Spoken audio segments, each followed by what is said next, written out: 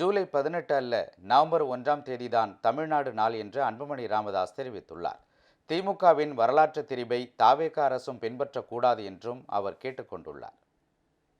பாமக தலைவர் அன்புமணி ராமதாஸ் வெளியிட்டுள்ள அறிக்கையில், ஜூலை 18ஆம் நாள் தமிழ்நாடு நாளை ஒட்டி தமிழ்நாடு முழுவதும் பள்ளிகளில் 6ஆம் வகுப்பு முதல் 12ஆம் வகுப்பு வரை பயிலும் மாணவ மாணவியருக்கு தமிழ்மொழியின் பெருமை, தமிழ்நாட்டின் வரலாறு ஆகியவை குறித்து பேச்சுப் போட்டி மற்றும் கட்டுரை போட்டிகள் நடத்தப்படும் என்றும், போட்டியில் வெற்றி பெற்று முதல் 3 இடங்களை பிடிக்கும் மாணவ மாணவியருக்கு முறையே 50,000, 30,000, 20,000 ரூபாய் வீதம் பரிசுகள் வழங்கப்படும் என்றும் பள்ளிக்கல்வி மற்றும் தமிழ் வளர்ச்சித்துறை அமைச்சர் அறிவித்திருக்கிறார் என குறிப்பிட்டுள்ளார்.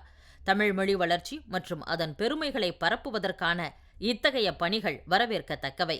ஆனால் இவற்றின் மூலம் வரலாற்றை திரிக்கும் முயற்சி தொடர்வதை அனுமதிக்க முடியாது. இந்திய விடுதலைக்கு பிறகு நாட்டின் பல பகுதிகளில் மொழி வாரியாக மாநிலங்களை பிரிக்க கோரி போராட்டங்கள் வெடித்தன. அதைத் தொடர்ந்து 1956ஆம் ஆண்டு மொழிவாரி மாநிலங்கள் பிரிக்கப்பட்டன.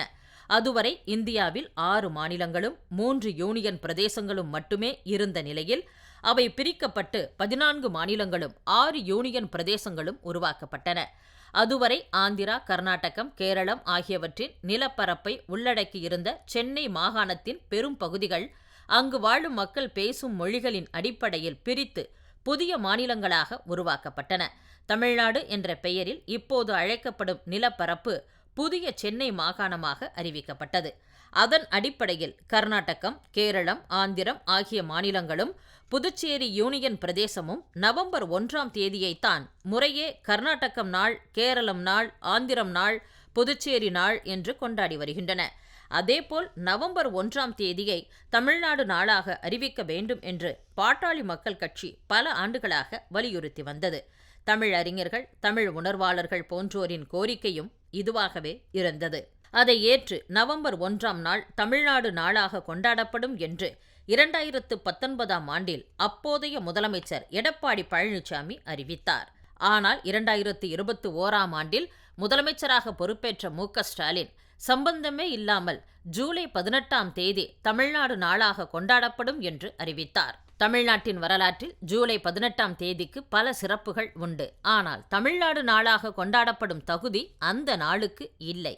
இன்றைய நிலப்பரப்பை கொண்ட மாநிலம் 1956ஆம் ஆண்டு நவம்பர் 1ஆம் தேதி பிரிக்கப்பட்ட பின்னர் 10 ஆண்டுகளுக்கு மேலாக சென்னை மாகாணம் என்ற பெயரிலேயே அழைக்கப்பட்டு வந்தது. 1967ஆம் ஆண்டில் அண்ணா முதலமைச்சராக பொறுப்பேற்ற பின்னர் அதே ஆண்டில் சென்னை மாகாணத்தின் பெயரை தமிழ்நாடு என்று மாற்றுவதற்கான தீர்மானம் தமிழக சட்டப்பேரவையில் கொண்டுவரப்பட்டு ஜூலை 18ஆம் நாள் நிறைவேற்றப்பட்டது. அதைத் தொடர்ந்து 1969ஆம் ஆண்டு ஜனவரி 14ஆம் தேதி சென்னை மாகாணத்திற்கு தமிழ்நாடு என்று பெயர் சூட்டப்பட்டது. தமிழ்நாட்டின் நில எல்லைகள் வரையறுக்கப்பட்டது முதல் பெயர் சூட்டப்பட்டது வரையிலான வரலாறு இதுதான். இதன்படி பார்த்தால் ஜூலை 18ஆம் தேதியை தமிழ்நாடு நாளாக கொண்டாட என்ன நியாயம் உள்ளது? ஜூலை 18 என்பது தமிழ்நாடு என்று பெயர் சூட்டுவதற்கான முயற்சி முன்னெடுக்கப்பட்ட நாள்தான். ஒரு மாநிலம் பிறந்த நாளைத்தான் அம்மாநில நாளாக கொண்டாட முடியும். பெயர் சூட்டப்பட்ட நாளையோ, ஒரு குறிப்பிட்ட பெயரை சூட்டலாம் என்று கோரிக்கை வைக்கப்பட்ட நாளையோ பிறந்த நாளாக கொண்டாட முடியாது. இது வரலாற்றை திரிக்கும் அபத்தமான செயலாகும். திமுக ஆட்சியில் தவறான வழிகாட்டுதல்கள் அல்லது உள்நோக்கத்துடன் இந்த நடவடிக்கை எடுக்கப்பட்டது. தாவேக இப்போது ஆட்சிக்கு வந்த பின்னும் அதே வரலாற்று திரிபை பின்பற்றுவதும் நியாயப்படுத்துவதும் தமிழ்நாட்டின் வரலாற்றுக்கு செய்யப்படும் துரோகம். தமிழ்நாடு நாள் என்றால் அது நவம்பர் 1ஆம் நாள்தான். அதுதான் மக்கள் மனதில் நிலைநிறுத்தப்பட வேண்டும். மாறாக ஜூலை 18ஆம் நாளை தமிழ்நாடு நாள் என்று அழைப்பதும் அதை நிலைநிறுத்தும் வகையில் தவறான வரலாற்றின் அடிப்படையில் பேச்சுப் போட்டிகள் மற்றும் கட்டுரை போட்டிகளை நடத்துவதும் ஏற்க முடியாதவை. இந்த அபத்தத்திற்கு முடிவு கட்டப்பட வேண்டும்.